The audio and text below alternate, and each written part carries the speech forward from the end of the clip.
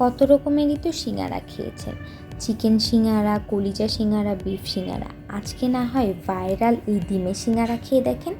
আসসালামু আলাইকুম ভিউয়ার্স, আজকে ভাইরাল ডিমের সিঙ্গারা করার জন্য এখানে আমি একটা ডো তৈরি করে নেব। তার জন্য আমি নিয়ে নিয়েছি 1 কাপ পরিমাণে ময়দা, তার মধ্যে নিয়ে নিয়েছি লবণ, চিনি, সয়াবিন তেল আর কিছু কালো জিরা দিয়ে ভালো করে আমি একটা ডো তৈরি করে নেব।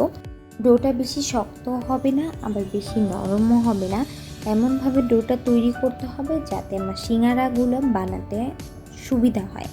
তো আমি ডোটা রেস্টে রেখে দিয়েছি, আর এখন আমি একটা বাটিতে 2টা ডিম নিয়েছি আর আরেকটা বাটিতে আরেকটা ডিম নিয়েছি।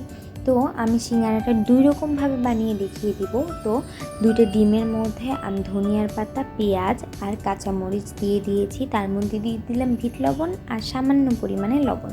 বিট লবণটা দিলে স্বাদটা অনেক ভালো হয়। ডিমটা আমি ফেটে নিচ্ছি, আরেকটা বাটির মধ্যে ডিমের মধ্যে আমি বিট লবণটা দিয়ে দিচ্ছি সামান্য পরিমাণে। এখন এই ডো থেকে একটু পরিমাণে লেচি নিয়ে তা আমি ভালো করে বেলে নিব। বেলে নেওয়ার পরে আমি একটা ছুরির সাহায্যে 2 টুকরা করে নিব মাঝখান থেকে রুটিটাকে। তো ছুরি দিয়ে মাঝখানে ভাগ করে নিয়েছি। এখন একটা ভাগ নিয়ে নিলাম, তার সাইড দিয়ে আমি পানি দিয়ে দিচ্ছি যাতে করে আমার সিঙ্গারাটা খুলে না যায়।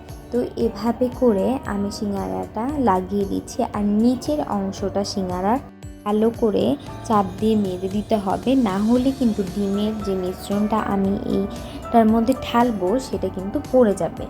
তো আমি ডিমের মিশ্রণটা দিয়ে দিচ্ছি, দিয়ে খুব ভালো করে মুখটা আটকে নেব। আর মুখটা 4 সাইড দিয়ে কিন্তু আমি পানি দিয়ে দিয়েছিলাম, খুব ভালো করে আটকাতে হবে, না হলে কিন্তু এটা যখন আমি ভাজবো তখন এটা ফেটে ফেটে যাবে আর ডিমটা বের হয়ে যাবে।